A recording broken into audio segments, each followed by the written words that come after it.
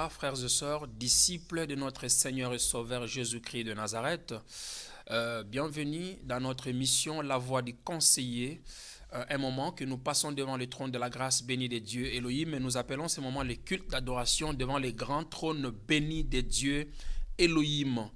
Que Dieu vous bénisse où que vous soyez. Vous le savez, nous sommes bien sur le plateau de EPV TV Télé-Réalité qui efface les frontières de tout continent, de toute nationalité, de toute langue, de toute ethnie et tribu, et nous ramène devant le trône de la grâce bénie de Dieu, nous accélère en maturité, en parole et nous prépare pour le retour de Messia. Vous êtes bien devant votre humble homme Dieu, prophète Luvunga Moïse Damien LMD, l'homme à la langue brûlée, suscité à ces temps de fin de la grâce pour accélérer l'Église en parole et en esprit, en maturité, car la parabole des livrets et du blé est en train d'arriver dans sa maturité. Quand le blé arrive à la maturité, il faut aussi que, quand l'ivraie atteint la maturité, il faut aussi que le blé atteigne la maturité, car le moissonneur est prêt pour revenir et récolter le blé, mettre l'ivraie dans la paille. Voilà pourquoi nous avons une vision de toile de fond de l'éternité pour préparer l'Église au retour de son épouse, de son époux, autant pour moi. Nous sommes en train d'exploiter pendant un certain moment ces livres de Matthieu, où le Seigneur s'est révélé, où Matthieu nous révèle Jésus-Christ comme étant le roi d'Israël, le seul héritier sur le trône de David, longtemps étant espéré par Israël.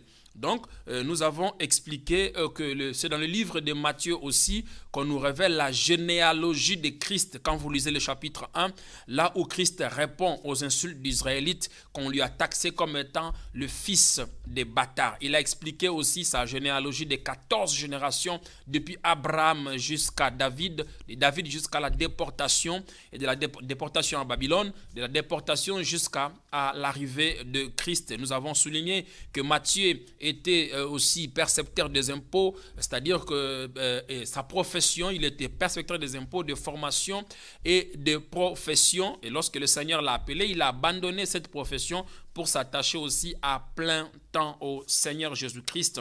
Et par là, nous sommes en train d'exploiter aussi le mystère du royaume des cieux. Voyez-vous, nous avions dit qu'à partir de chapitre 12, le verset 46 à 50, Jésus a changé l'histoire de sa venue. Et il a expliqué qu'il n'était pas aussi vraiment le fils de Marie tel que les Israélites pouvaient l'appréhender, et qu'il est venu pour établir une famille du surnaturel.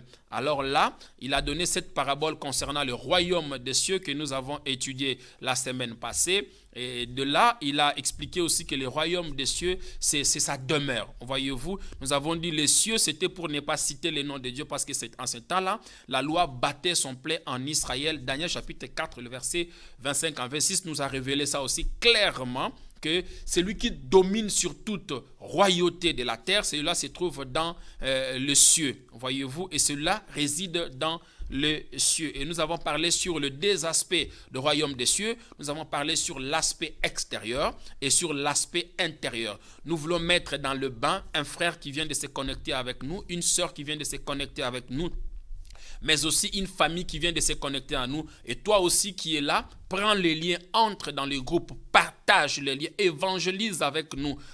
Faisons ce travail ensemble, vous et moi, et nous allons sauver beaucoup d'âmes. Et la Bible dit, celui qui ramène une âme perdue, une brebis perdue de la maison d'Abraham, celui qui le ramène à la bergerie, couvre une multitude de péchés. Et là-bas, sur le trône de la grâce, il y a l'avocat par excellence, le garant de l'œuvre totale, complète, parfaite et achevée. Lorsqu'il te voit aussi parachever cette œuvre avec lui, il n'y a pas de grande joie que de citer ton nom devant ce trône de la grâce. Alors si tu veux que le Seigneur cite ton nom, voilà un travail aussi qui a un bon salaire. Voyez-vous, donc la Bible dit ceux qui se proches de lui doivent croire qu'il existe et qu'il est le rémunérateur de ceux qui le cherchent. Voilà ce que tu dois faire, c'est prendre cette émission. Toi aussi, deviens aussi un admirable conseiller. partage les missions et conseille à un frère, conseille à une sœur, conseille à une famille. Et là-bas aussi sur le conseil de Dieu, souvenez-vous, je vous ai dit que le trône n'est pas une chaise, mais le trône c'est son quartier général, c'est son conseil. Là-bas aussi, dans le conseil de Dieu, c'est pourquoi cette émission s'appelle La Voix du conseiller. Parce que le trône c'est son conseil, c'est son siège, c'est son quartier, c'est son QG. C'est son quartier général. Là-bas aussi, il cite ton nom. Donc, frères et sœurs, il a expliqué sur l'aspect extérieur du royaume des cieux. Nous avons dit ceux qui professent d'allégeance, donc de bouche. Nous avons dit par présomption, dans les 4 murs, tout le monde peut s'autoproclamer chrétien. Mais dans l'aspect extérieur, cela exige la nouvelle naissance. Celles qui sont nées de nouveau. Et dans une série de 7 paraboles, Christ a expliqué c'était quoi le royaume de cieux. Et par la suite, nous avons parlé aussi, j'ai la clé, la mort, où est ta force? Donc, nous avons dit que le Seigneur Jésus-Christ venant sur la terre, il a établi l'Église, mais il voyait le sort du monde dans la vie de ses disciples. Nous sommes en train d'exploiter ces livres de Matthieu jusqu'à la fin. Voyez-vous, donc il voyait le sort du monde dans ses disciples. Donc Jésus a établi l'Église. La Bible dit quand il était venu, il n'était que la tête. En fait, c'était la tête, celle qui se promenait en Jérusalem ou en Israël sans les corps. Parce qu'il a dit, les renards ont des tanières, les oiseaux ont des nids, mais le Fils de l'homme n'a pas où reposer sa tête. Donc il était venu pour se constituer un corps. Raison pour laquelle son habit blanc devait devenir rouge pour constituer ce corps-là. Car tous ont péché et sont privés de la gloire de Dieu. Le salaire du péché, c'est la mort. Jésus montant sur la croix, il a payé, voyez-vous, la dette de la loi. Il a payé cette dette-là par son sang. Hébreu aussi nous le révèle. Donc, il n'était pas comme les souverains sacrificateurs de l'ancienne alliance qui devraient offrir les sacrifices d'abord pour lui-même, mais aussi pour le peuple avant d'entrer dans le Saint des Saints. Mais il était en même temps le souverain sacrificateur par excellence, l'offrande et la victime. Il est entré une bonne fois pour toutes. Il est le souverain sacrificateur selon l'ordre de Melchisédek. On n'entre pas dans la présence de Dieu de la nouvelle alliance, mais on demeure. Il est entré une bonne fois pour toutes et il n'en est plus sorti. C'est comme ça que nous sommes dans la nouvelle alliance. Nous sommes dedans. Depuis que nous sommes entrés, nous n'avons plus le choix. On ne peut plus sortir. Une fois tu rentres à Gethsémane, tu goûtes aux coupes de l'alliance. À la coupe de l'alliance, c'est terminé. Il n'y a plus de sortie. Et je ne vois pas de lien là-dessus. Que le Seigneur vous bénisse. Et l'apôtre Paul nous montre une fois dedans comment est-ce que nous devons nous comporter dans l'église corps de Christ. Parce que l'église corps de Christ est d'origine céleste. L'église corps de Christ n'a pas de dénomination. C'est une église mystère. L'assemblée de tous les rachetés de différentes races, nationalités, ethnies, langues, tribus. Le rassemblement de saints. Et là aussi nous avons expliqué clairement que une fois dedans dans l'église, la vision de Christ, c'était aussi l'apôtre Paul nous explique une fois dedans comment devrions-nous nous comporter sur le fondement et la doctrine de l'église corps de Christ. Et là nous avions dit que j'ai la clé, la mort, où est ta force? Pierre qui était le peureux, qui n'était pas encore membre corps de Christ dans Acte 2, lorsqu'il a reçu le baptême du Saint-Esprit, il est devenu une partie de Christ. Nous avons expliqué ça dans la vidéo précédente. C'est pour mettre un frère, une sœur qui vient de se joindre nous dans le bain. Donc Christ montant sur la croix, voyez-vous, donc là il a établi l'église. Mais il voyait la vision de la continuité de ceux qui n'ont pas cru en lui, les Juifs qui n'avaient pas cru en lui et les restes des païens aussi des nations qui n'avaient pas cru en lui. Il voulait continuer cette œuvre car Dieu en Christ, voyez-vous, sur la croix, il a réconcilié le monde par lui-même et il a mis en sous la parole de la réconciliation pour parachever cette œuvre auprès des Israélites en tant que nation dispersée dans le monde. Souvenez-vous de la parabole du trésor et de la parabole de perles des grands prix. Nous n'allons plus rentrer en détail. Et là, il voyait cette vision-là de sauver le monde dans ses disciples, s'il vous plaît. Et là, il devrait se multiplier à ses disciples. La raison de la venue venue du Saint-Esprit. Et quand le Saint-Esprit est venu, le Seigneur s'est multiplié en eux. La Bible dit, ils se sont séparés les uns et les autres après l'arrivée du Saint-Esprit par le vent impétueux. C'est la révision et à la vidéo précédente qui récapitule aussi tout ce que nous sommes en train de récapituler ou de réviser avant d'entamer le thème d'aujourd'hui. Que le Seigneur vous bénisse. Et nous avions dit, quand ils sont devenus membres et corps de Christ, et par là, ils n'avaient plus peur. Parce que Christ lui-même qui affrontait les Sanhédrins, qui affrontait Hérode, qui affrontait Pilate, était en eux et ils ont eu la même audace, la même onction, le même courage d'affronter les disciples. Et par là, nous avions dit, il n'y a plus de condamnation. Quand Christ vit en toi, je ne vois pas où est-ce que le diable peut entrer dans ta vie. Et une fois le Saint-Esprit dans l'homme, nous avons dit que Romains chapitre 7 se matérialise en nous. C'est tellement clair et distinct. L'apôtre Paul l'a aussi résumé clairement. La loi exerce encore sa force aussi longtemps que l'homme est en vie. Nous l'avions dit. L'apôtre Paul énumère ça dans Romains chapitre 7, le verset 2. Il dit, une femme est liée à son mari aussi longtemps que cette femme-là est encore cet homme-là ou cette femme-là est encore en vie. Une fois l'une des parties meurt, cette loi n'a plus de force. Lorsque quelqu'un est condamné à perpétuité, lorsqu'il meurt en prison, la voie n'a plus d'efficacité. C'est pourquoi Christ étant venu sur la terre, il a porté le péché d'Ève qui a cédé à la tentation du diable et Adam par participation, il a amené ça devant le tribunal de Pilate et d'Hérode. Et là, une fois dans la prison, il s'est suicidé. Voyez-vous? Et Ève était dégagée de tout engagement. Cette femme-là qui est sortie sur la croix, voyez-vous, cette nouvelle femme-là qui a été créée. La femme qui est sortie sur la croix, il est né de Christ. Voyez-vous, on parle de la nouvelle naissance. Alors qu'à l'Éden, Ève a été tirée des côtes, il a été fabriqué. Mais là, sur la croix, il est né parce qu'on a déchiré la troisième côte sous le sel, la côte qui est sous le sel. On n'a pas pris la côte de la tête, ni du pied, pas l'os de la tête, ni du pied, ni du thorax, ni de derrière, mais l'os de troisième sous le sel. C'est-à-dire quoi? Là, la protection, elle est sous la protection de Christ. Et cette église-là qui est sortie de la côte de Christ, je n'ai pas vu dans les évangiles, ni dans l'acte des apôtres, jusqu'à la consommation de la grâce, je n'ai pas vu où est-ce que cette femme-là, cette nouvelle femme, cette église, sans tache ni ride, je n'ai pas vu où est-ce qu'il a rencontré le serpent. Je n'ai pas vu où est-ce qu'il a mangé l'arbre de la connaissance du bien et du mal. C'est une église sainte, parfaite, voyez-vous, lavée par le sang de l'agneau de Dieu.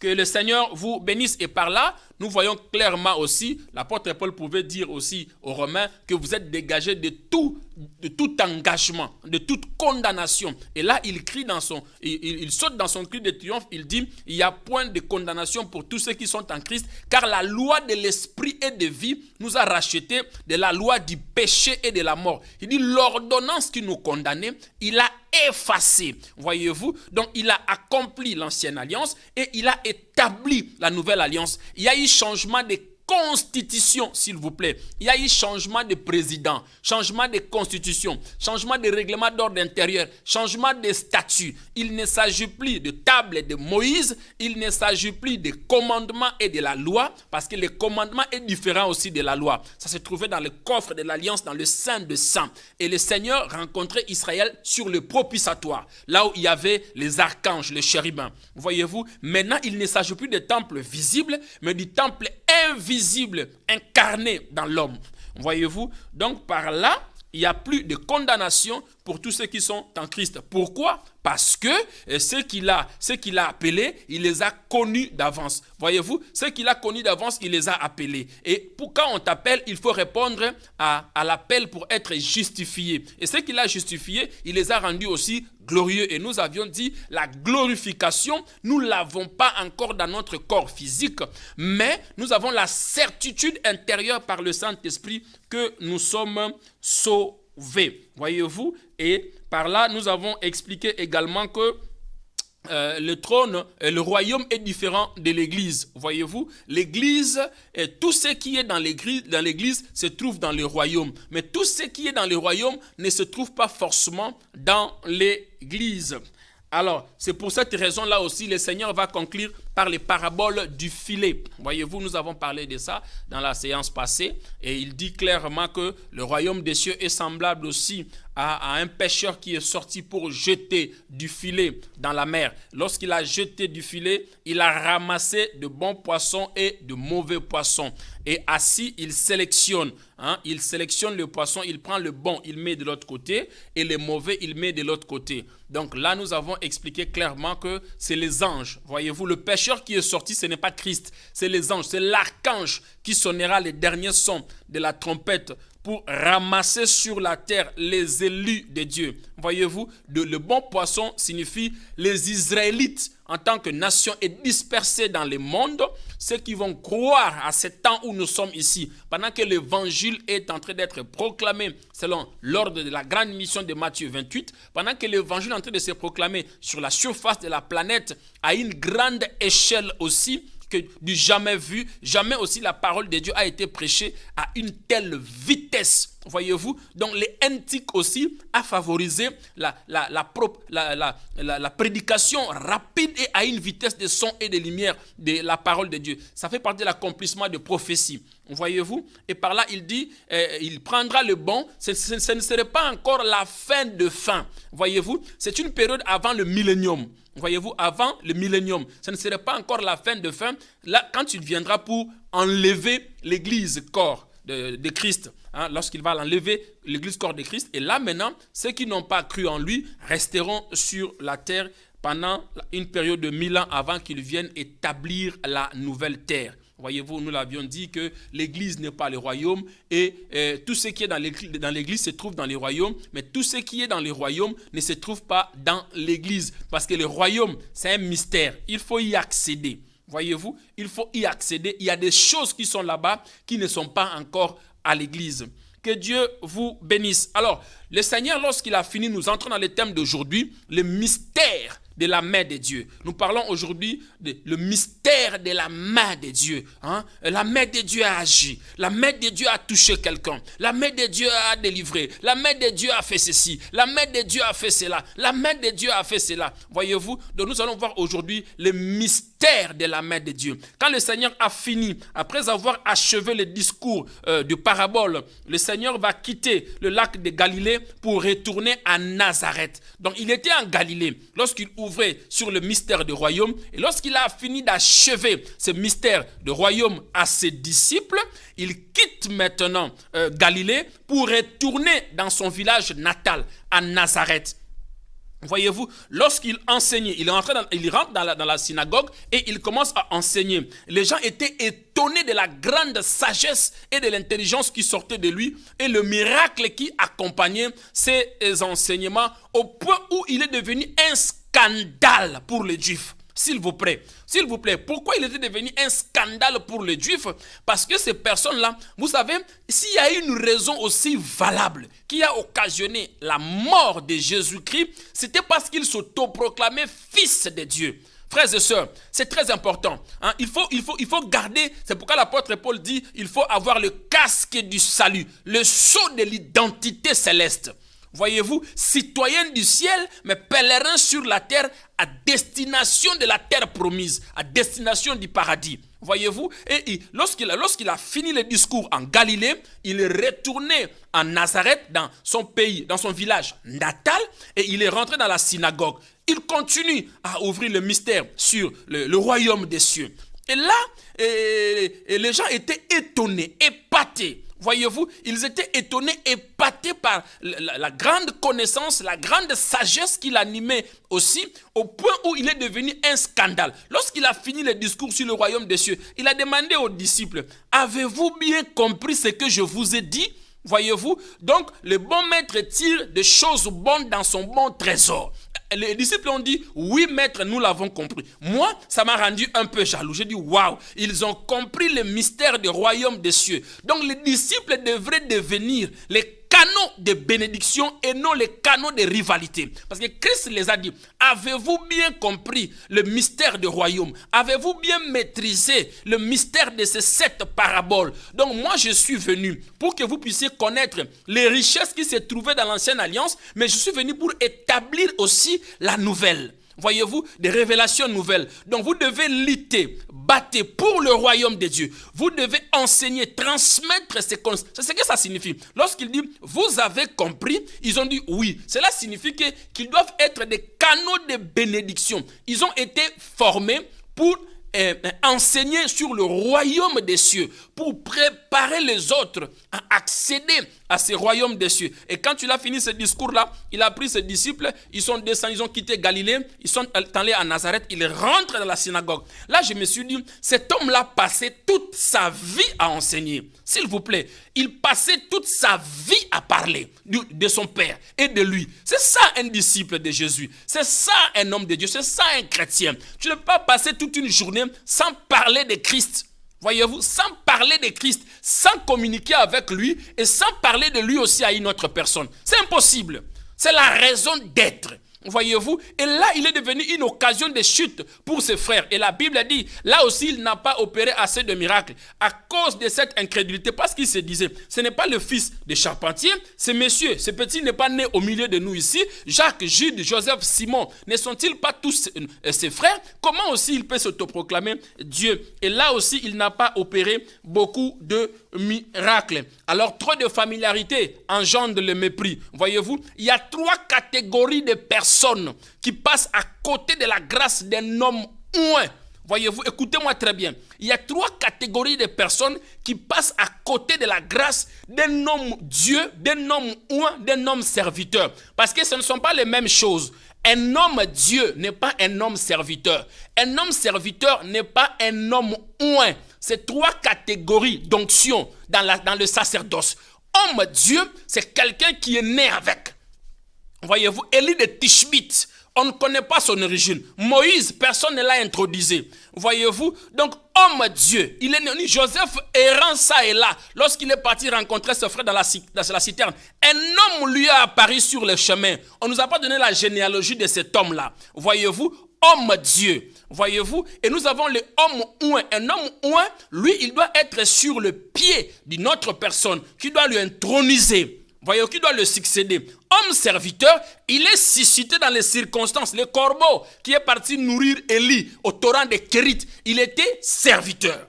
Voyez-vous, Dieu a utilisé aussi l'âne comme étant serviteur. Donc, homme serviteur, homme Dieu, homme oint, ils n'ont pas la même dimension de la grâce, s'il vous plaît. Ils n'ont pas la même dimension de la grâce.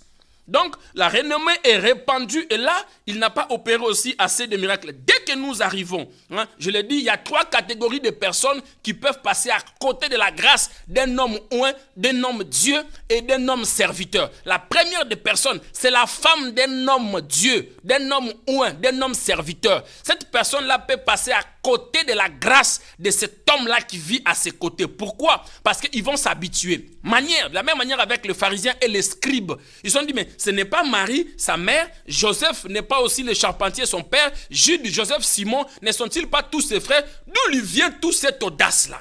Voyez-vous? Donc la femme d'un homme oint aussi, s'il n'est pas averti par le Saint-Esprit, il peut passer à côté de la grâce d'un homme oint, d'un homme Dieu, et il peut même être frappé, s'il vous plaît.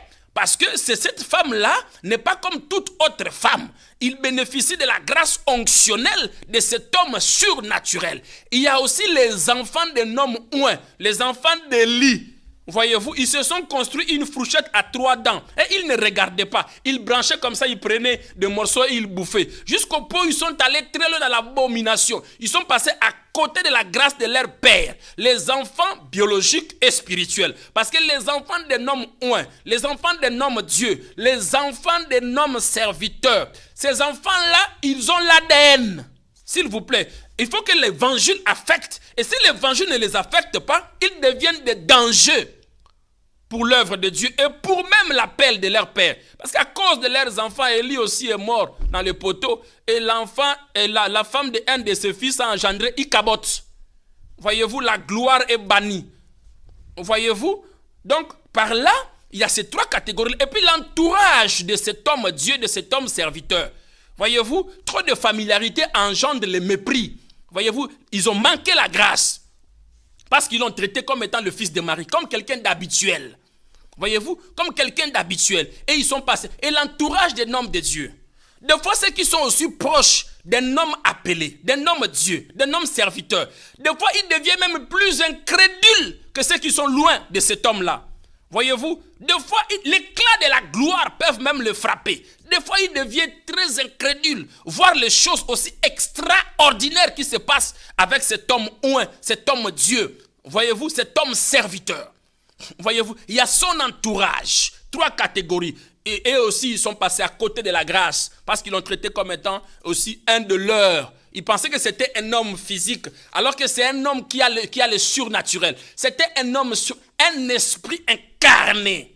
Voyez-vous, je ne vais pas aller loin faute du temps, parce que c'est pourquoi le diable aussi, dans le désert, il a posé d'abord une question pour tester. Parce que quand il regardait Christ, il dit, mais attention, je le vois à la forme humaine, mais est-ce que c'est vraiment un humain? C'est pourquoi il a commencé par dire, si tu es vraiment le Fils de Dieu.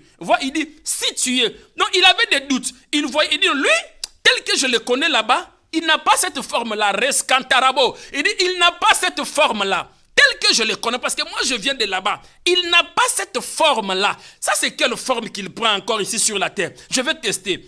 Si tu es vraiment fils de Dieu, il a commencé par là. Voyez-vous? Parce qu'il lui-même, il était dans l'embrouille. My God. Voyez-vous? Et là, dès que nous entrons au chapitre 14, le verset 1 à 9, je paraphrase, chapitre 14, le verset 1 à 20, je paraphrase faute du temps. La renommée des événements de Christ s'est répandue et le miracle qu'il opérait s'est répandu et cela est arrivé dans l'oreille d'Hérode le tétrarque. Voyez-vous, ça est arrivé dans les oreilles d'Hérode le tétrarque, le fils d'Hérode le Grand. Il est aussi connu sous le nom d'Hérode Antipas. Voyez-vous, donc cela est arrivé, c'est lui qui a livré la tête de Jean-Baptiste. Cela est arrivé dans ses oreilles. C'est cet Hérode-là qui avait répudié sa femme et il a pris Hérodias, la femme de son frère Philippe. Voyez-vous, sa renommée atteint dans les oreilles d'Hérode le tétrarque. Voyez-vous, je dis le fils d'Hérode le Grand. Donc dans la Bible, des fois, on l'appelle aussi Hérode Antipas. C'est lui qui a pris la femme de son frère Philippe, mais il a répudié. Il était très abominable. Il a dit, mais est-ce que Jean-Baptiste est-il ressuscité? C'est cet Hérode-là, lors de l'anniversaire de sa fille, au fort aussi de la prédication canon de Jean-Baptiste. Parce que Hérodias, la femme de son frère, la femme de Philippe, qui est devenue femme d'Hérode le tétrarque, détestait Jean-Baptiste. Il n'aimait pas Jean-Baptiste. Pourquoi? À cause de la prédication canon qui sortait de la bouche de Jean-Baptiste. Il a réprimandé sévèrement Hérode le tétrarque qu'il n'était pas permis de prendre Hérodias, femme de ton frère Philippe, parce que tu es en abomination avec la loi de Moïse. Voyez-vous, et Hérodias avait le cœur hérité. Il attendait Jean-Baptiste au tournant. C'était pour l'accomplissement de la promesse. Il attendait Hérodias, femme de Philippe, qui est devenue femme de Hérode le tétrarque, fils de Hérode Antipas. Donc, lors de l'anniversaire de leur fille, la fille a tellement dansé et c'est sa femme, c'est sa mère qui l'a incité. C'est sa mère qui l'a incité. Dans les coulisses, il faut demander la tête de Jean-Baptiste à ton père. Voyez-vous, parce que la prédication des gens faisait mal à son cœur. Donc, il se voyait en face de son problème. Voilà un prophète. Voyez-vous, il se voyait aussi devant le miroir face à la prédication des gens.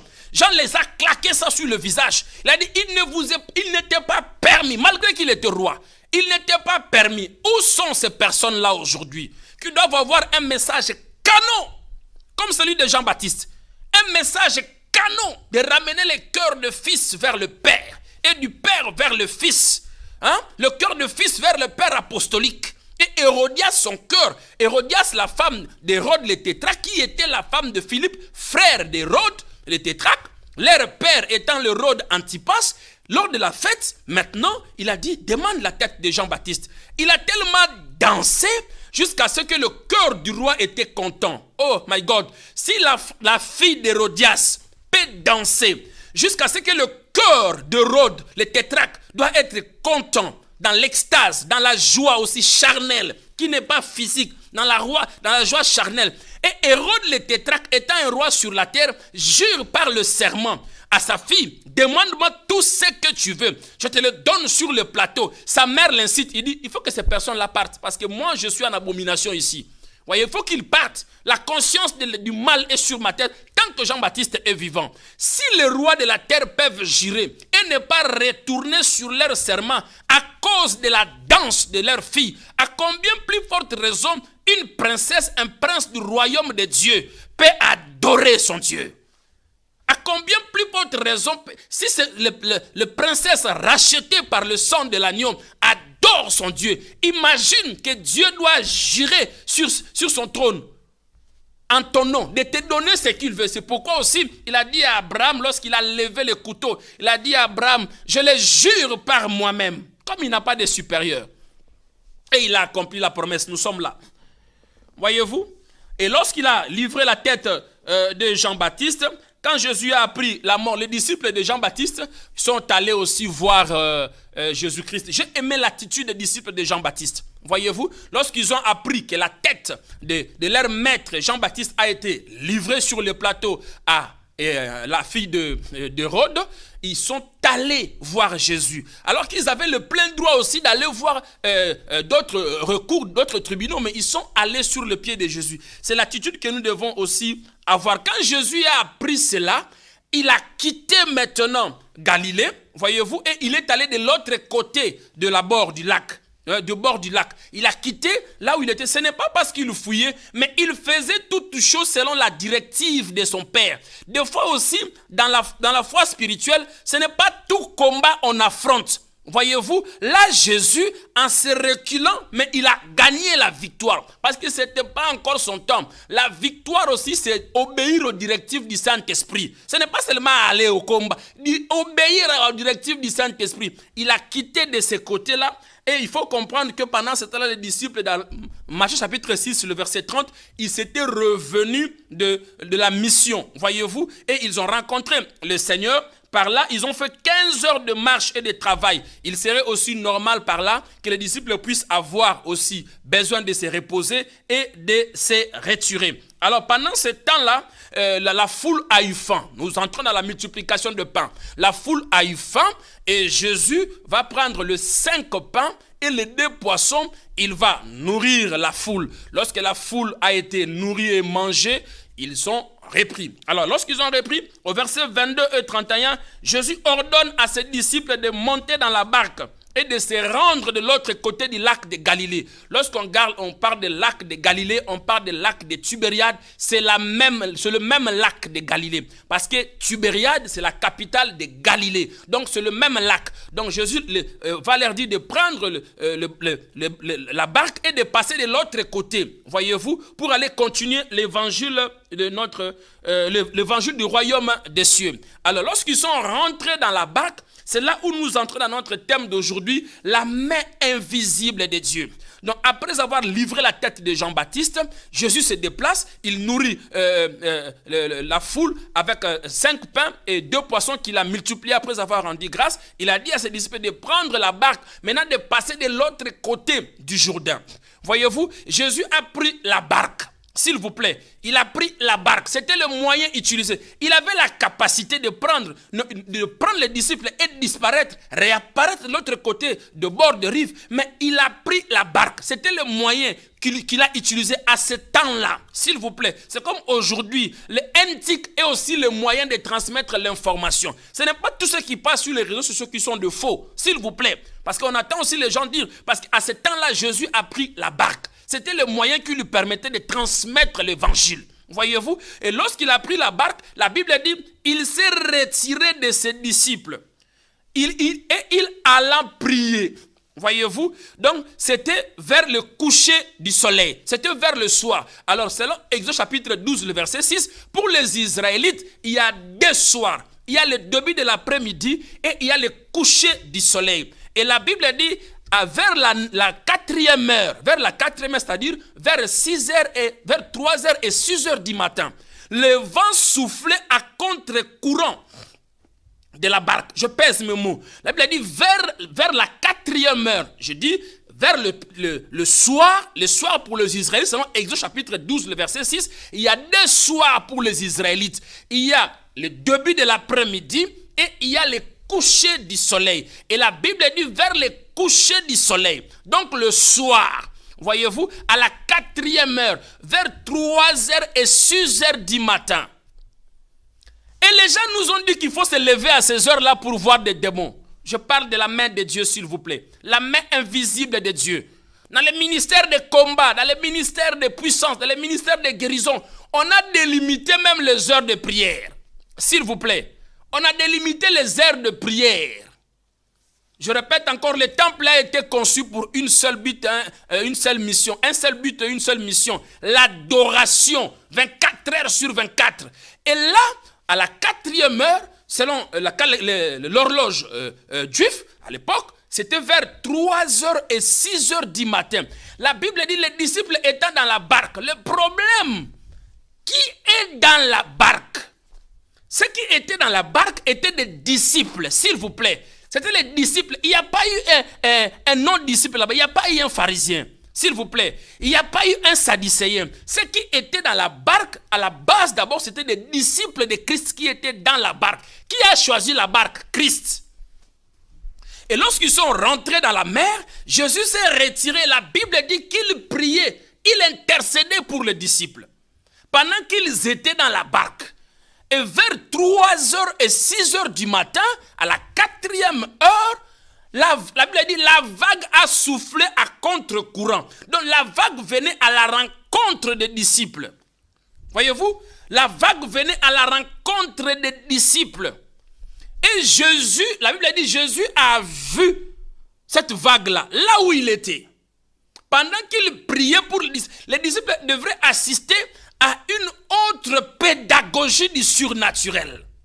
Tout ce que Christ faisait avait pour objectif d'affirmer sa royauté et sa divinité pour ses disciples et pour ceux qui l'entendaient. Il est venu pour expliquer comment il était dans le Père et comment est-ce que le Père était en lui. Mystère, c'est ce que nous vivons à ce temps de fin de la grâce.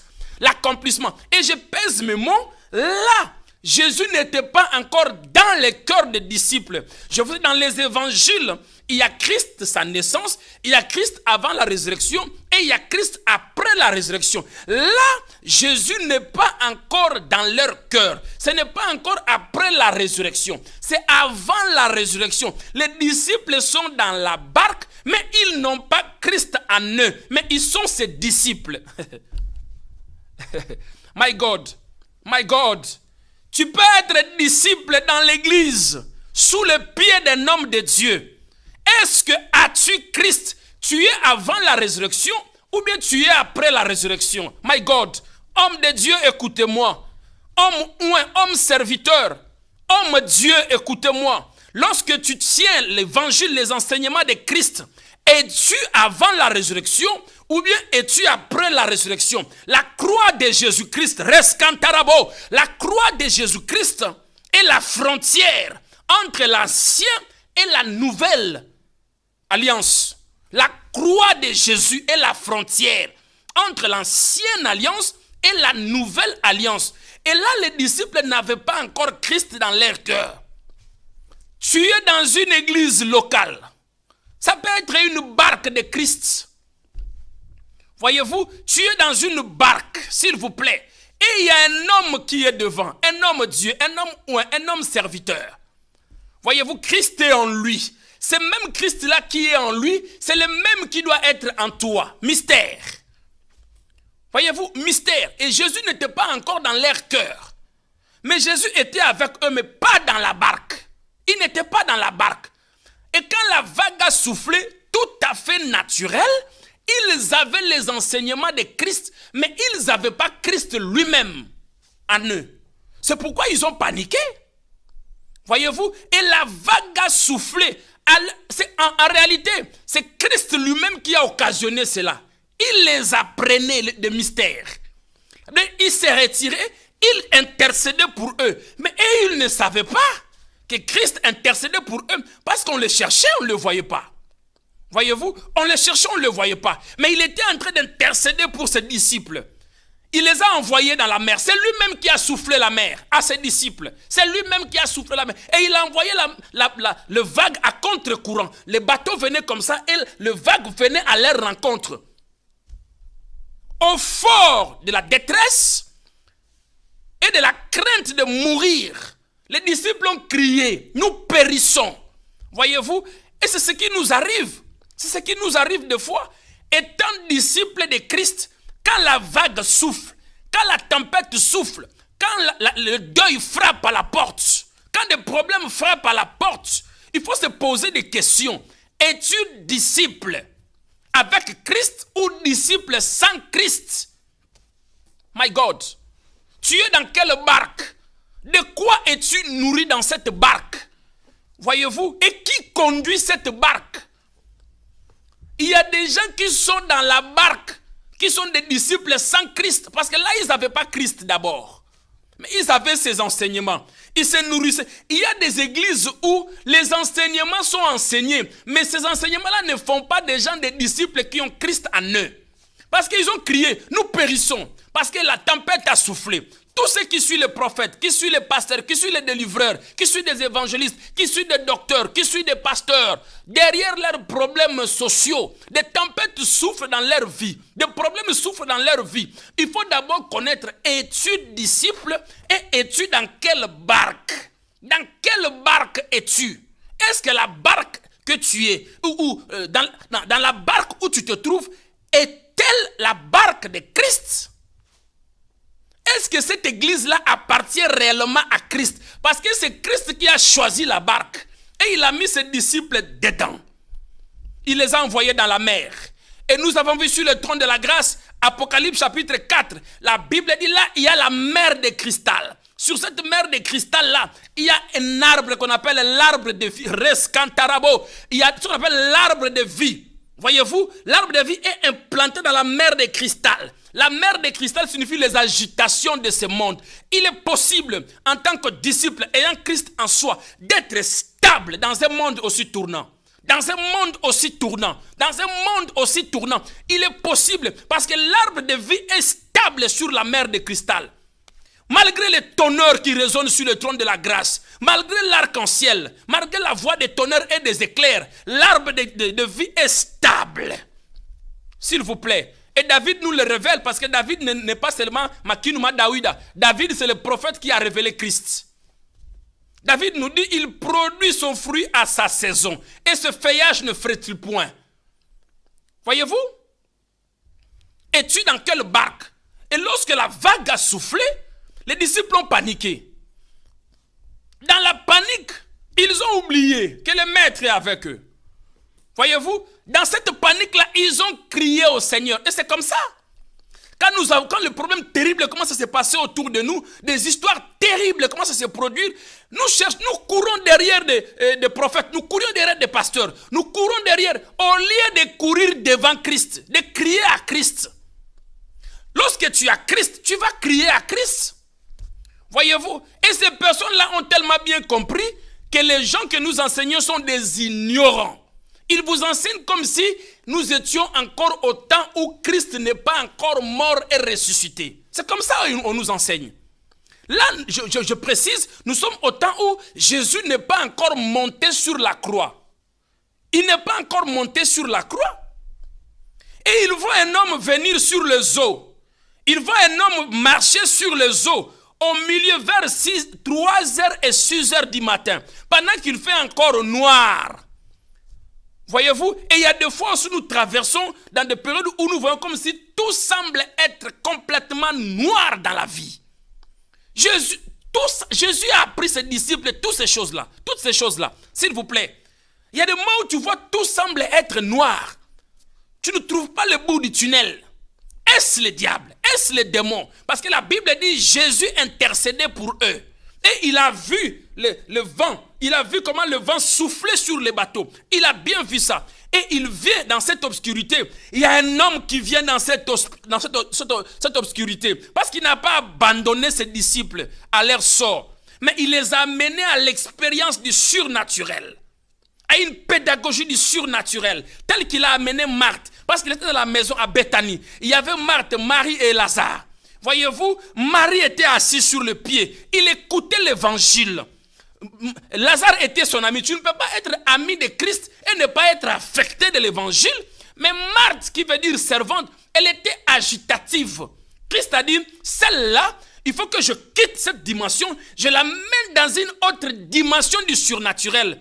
Jésus était capable depuis Betharaba de ressusciter Lazare de son tombe, de sa tombe, depuis Betharaba, là où il se trouvait, à 24 heures de marche de Béthanie, 24 heures de marche de Jérusalem. Il était capable de ressusciter Lazare depuis Betharaba, là où il se trouvait, vers le Jourdain. Parce que Betharaba se trouve vers le Jourdain. Voyez-vous, il était capable de le ressusciter par là-bas. Depuis que les messagers sont partis, il pouvait dire depuis Betharaba, Lazare sort. Mais ce miracle était pour lui, pour les disciples et pour Marthe aussi. Il a changé d'enseignement. Il quitte la théorie, il rentre dans le surnaturel. S'il vous plaît, il rentre dans le surnaturel. Le 4e jour, il descend sur la tombe. Et c'est Marthe qui court en premier. Vous voyez, c'est lui qui était agité. C'est Marthe qui court en premier. C'est Marthe qui court vers lui. Si tu avais été ici, mon frère Lazare n'allait pas mourir. Voyez-vous, Jésus lui a dit, mais Marthe, je t'avais dit, je suis Dieu. My God. Il dit, je suis Dieu. J'ai la capacité, même étant là, de ressusciter Lazare. Je suis Dieu. Oui, je le sais, mais au temps de la fin, après la résurrection, quand tu vas revenir, il dit, où est ta sœur Marie? Vous entendez? Où est ta sœur Marie? Parce qu'elle était dans les pieds. Elle avait compris l'enseignement. Et Jésus va amener le tout devant la tombe. Depuis là, la porte de Béthanie, il pouvait ordonner à la pierre de partir, mais il amène tout le monde dans sa pédagogie. Et là, il dit, ôtez la pierre. Marthe, il dit, non, il sent déjà mauvais. Ton propre frère, que tu voulais qu'il ne meure pas, mais tu dis, il sent déjà. Et Jésus s'est rassuré que Marthe, ce qui va se passer là, elle sera sûre que c'est le miracle, que je suis le Messie. Parce que là déjà, elle dit non, c'est impossible. Ils sentent déjà. Et ils ont vu Jésus dans la barque la nuit. En pleine obscurité, ils ont vu Jésus. Pierre, avec tout son enthousiasme, il dit, mais est-ce un fantôme? Il dit, non, Jésus le rassure. Non, rassurez-vous, c'est bien moi, Jésus. Et lorsqu'ils ont entendu la voix de leur maître, c'est comme ça les disciples. Ils doivent reconnaître la voix de Christ en pleine obscurité, en pleine tempête. Il ne s'agit pas seulement des démons. En pleine tempête, s'il vous plaît, c'était dans la mer. C'était dans la mer. La nuit en plus, si c'est à notre époque ici actuellement, on allait détailler toutes sortes de démons qui se trouvent dans la mer.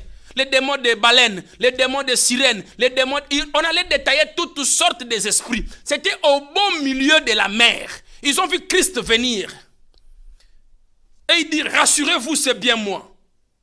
Et Pierre dit, Seigneur, si c'est réellement vous, ordonne que je vienne vers vous. Regardez, il dit, ordonne que je vienne vers vous. Si c'est vraiment vous, ordonne que je vienne vers vous. Moi, je ne vais pas m'arrêter sur le si. Parce que si je m'arrête sur le si, ça marque une influence de doute dans l'appel de Pierre. Mais je m'attelle sur l'enthousiasme, sur l'amour et la confiance de Pierre à son maître. My God! S'il vous plaît, quelle confiance que Pierre avait à son maître au beau milieu de la mer. Voilà un disciple. Quelle confiance au beau milieu de la mer. Lorsqu'il a vu Christ, il a oublié la tempête. Il a oublié toutes ces choses. Lorsqu'il a vu Christ, il dit, waouh, c'est lui mon maître. C'est lui mon ami. Tant qu'il est avec moi, je n'ai pas de difficultés. Tant qu'il est avec moi, tant qu'il est dedans, il dit, si c'est toi, ordonne que je vienne. Il dit, viens. Aussitôt, Christ donne l'ordre. Et ce qui m'a étonné, Pierre n'a plus vu la mer. Il n'a plus vu le danger. Aussitôt, les gars ont bondu de la barque. Aussitôt, les gars ont bondu de la barque parce qu'il a reconnu la voix de son maître. Je connais mes brebis et mes brebis me reconnaissent par ma voix. Même si dans l'obscurité, même si la vague souffle, peu importe la tempête, peu importe, il ne s'agit pas d'aller courir vers le diable, d'étudier les démons. Non, il faut reconnaître où se trouve Christ. Parce que la Bible dit, il intercédait pour eux. Il priait pour eux. Il intercédait pour eux dans cette expérience du surnaturel. Et qu'est-ce qui se passe? Dès que Pierre sort de la barque, il commence à marcher sur la mer. S'il vous plaît, il avait le regard fixé sur Christ. C'est un mystère. Frère, il avait le regard fixé sur Christ. Il avait le regard fixé sur Christ. Tant que Pierre avait le regard fixé sur Christ, il ne se noyait pas. D'abord, la voix qu'il a entendue. C'est un fantôme. Jésus a dit non, je ne suis pas un fantôme. C'est bien moi, rassurez-vous, c'est bien moi. Bien que c'était dans l'obscurité, étant des disciples, ils ont reconnu la voix du maître dans l'obscurité. Le problème de savoir, c'est de savoir dans la barque où tu te trouves. Es-tu disciple de Christ? Et là, je vous rassure, ce n'est pas encore après la résurrection. Parce qu'après la résurrection, là, la situation est encore pire. La situation est encore grave. Parce que là, c'est avant la résurrection, s'il vous plaît. Avant la résurrection. Mais là où nous sommes actuellement, là, la situation est encore grave. C'est encore pire. C'est encore grave. Parce que c'était avant la résurrection. Quand Pierre est sorti de la barque, aussi longtemps qu'il avait le regard fixé sur Jésus-Christ, Pierre ne noyait pas. Voilà la disposition d'un bon disciple. Quand le Fils de l'homme sera élevé, tous les yeux tourneront vers lui. David dit, je lève mes yeux vers la montagne. D'où me viendra le secours? Les secours ne me viennent ni de l'Est, ni de l'Orient, mais de l'Éternel, qui a créé les cieux et la terre. Tant qu'il avait le regard fixé sur Christ, Pierre ne noyait pas. Mais lorsque la vague a soufflé, aussitôt que Pierre regarde la mer, il commence à s'enfoncer. Tant que tu as le regard fixé sur Christ, peu importe la situation qui t'arrive, si tu es disciple et tu as le regard fixé sur Christ, tu ne vas jamais noyer, frère. Tu ne vas jamais. Et lorsque Pierre a détourné ce regard, dès qu'il a détourné ce regard sur la mer, il a commencé à se noyer et il a commencé à crier, sauve-moi, sauve-moi, sauve-moi. Tous ceux qui crient là-bas, délivre-moi, sauve-moi. Il faut poser à ces questions à ces gens-là. Leurs yeux sont sur qui? Sur Christ ou sur les prophètes, sur les pasteurs, sur l'évangéliste, sur les docteurs? Voyez-vous, leurs yeux est fixé sur qui? Leurs yeux est fixé sur qui? Aussitôt, il a... Mais je me pose des questions. Pendant que Pierre vivait cette expérience-là du surnaturel, les autres disciples étaient encore dans la barque.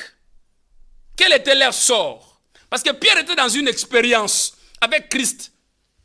Et Christ l'a tendu la main. Parce qu'il a reconnu. Il a relevé encore le regard. Quand lorsqu'il dit sauve-moi, dans cette panique-là, il a appuyé la sonnette.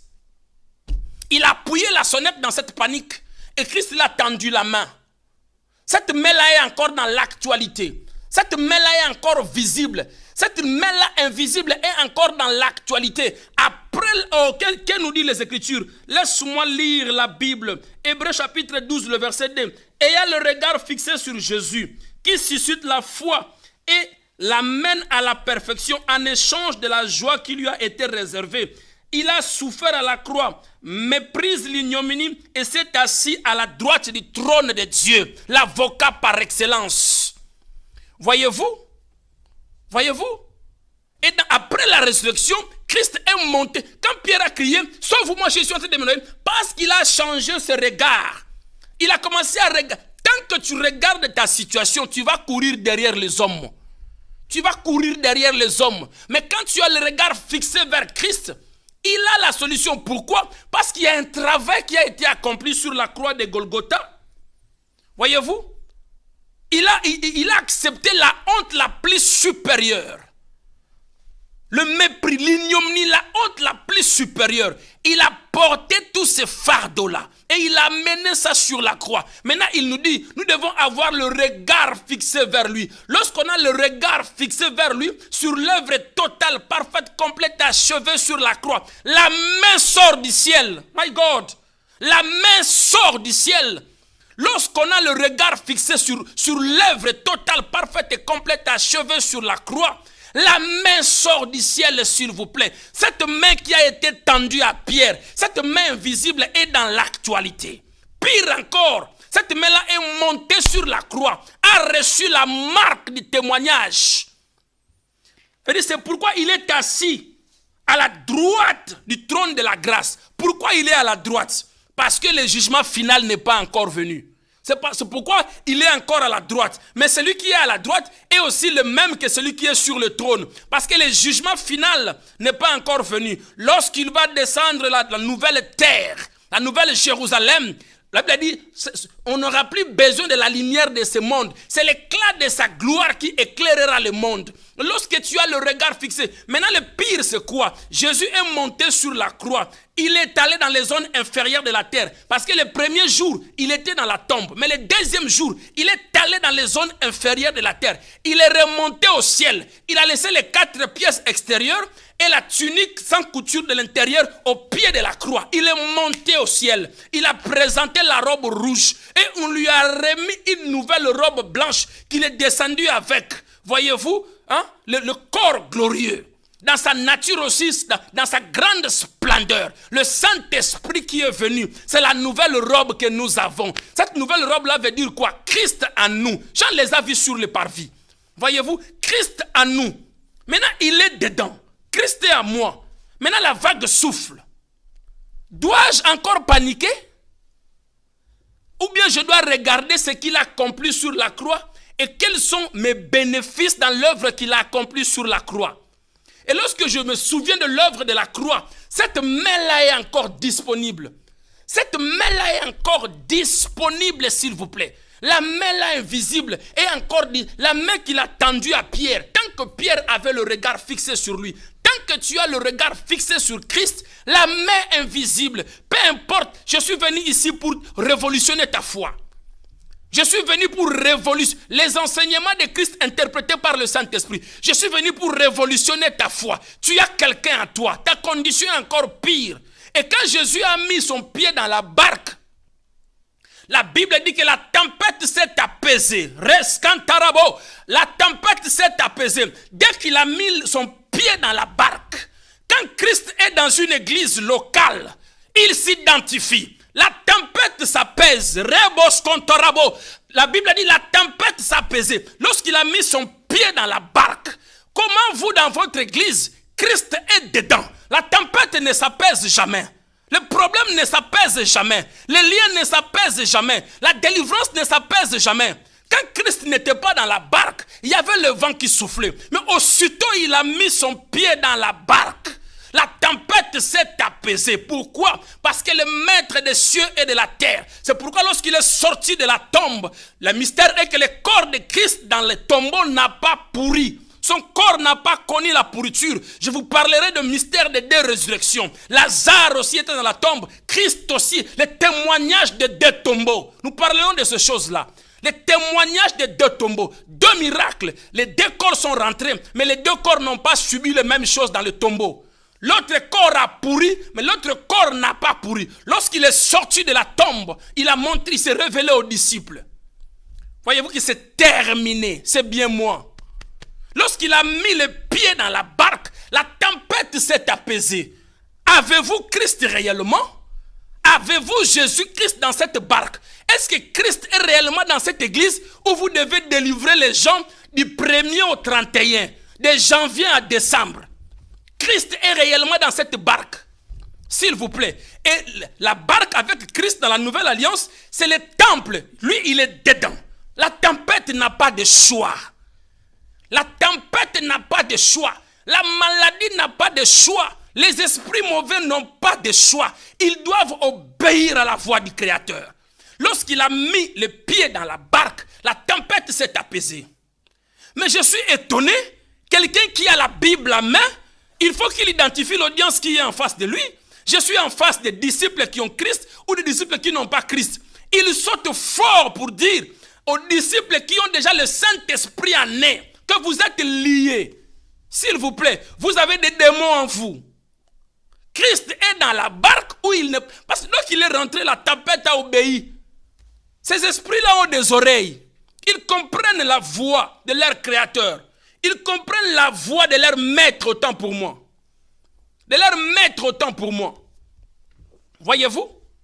Dans la nouvelle alliance, et à partir de l'acte des apôtres, la condition est encore pire. Parce que là, ils n'avaient pas Christ. C'est pourquoi Pierre, avant, il ne pouvait pas lever un paralytique. Mais lorsqu'il a reçu le Saint-Esprit, il a eu sa part à lui. devant la synagogue, il pouvait dire à ces paralytiques, je n'ai ni or, écoutez, je n'ai ni or, celui qui paniquait dans la mer, celui qui paniquait devant les vagues, celui qui paniquait en pleine nuit, mais là il est en face d'un paralytique, il dit je n'ai ni or, il est confiant qu'il est dedans, my God, il dit je n'ai ni or, je n'ai ni argent, mais ce que j'ai, autrement ce que Jean n'a pas, ce que moi j'ai, ma part, tes jambes, c'est moi qui les ai, c'est moi qui possède tes jambes, au nom de Jésus, lève-toi et marche. Donc il a regardé l'œuvre de la croix. La promesse est accomplie. Le Saint-Esprit est en moi. Tu dois marcher. Est-ce que tes regards sont sur Christ? Il est dedans ou il n'est pas dedans? Si dans ton église vous chassez des démons de lundi à vendredi, dans chaque culte il faut repentance, il faut chasser des démons. C'est devenu comme un système. Il faut se poser des questions. Jésus est-il dans cette barque-là? Vous étudiez les sortes de démons. Jésus est-il dans cette barque-là? Quand tu regardes la croix, la main elle est visible, la main elle est là. Il connaît ta voix. Que Dieu vous bénisse, le temps nous presse. Soyez bénis frères et sœurs, partagez cette émission massivement et vous allez sauver des âmes de par le monde. Nous bénissons le frère Christian Kapang qui était avec nous à la régie. Partagez cette émission, c'était votre humble serviteur, le prophète Louvunga Moïse Damien, LMD, l'homme à la langue brûlée du centre missionnaire évangélique Montagne de Sinaï à Paris. Que Dieu vous bénisse et passez une excellente soirée. Au revoir. Thank you.